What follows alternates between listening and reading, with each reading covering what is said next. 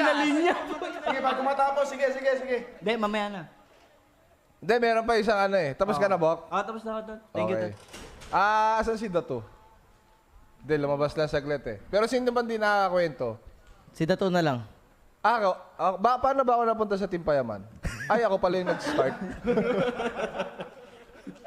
So yung mga nanonood, panoorin nyo na lang yung vlog ko para malaman nyo paano ako napunta sa Team Payaman. From start. Magigets nyo kung paano ako napunta, no? By the way, shoutout kay Bok Pika. Tropa yan, tropa. Ay, shoutout din sa mga nanonood dyan na Team Payaman Pro Team. Shoutout sa inyo dyan. Galingan nyo practice, malapit ng oras. So, marami kaming yung podcast namin, hindi lang siya parang magiging ganito. Like parang nandito lang kami sa part na we are introducing ourselves. Pero meron talaga kami mga pag-uusapan na mga kakaiba next time, no? And mga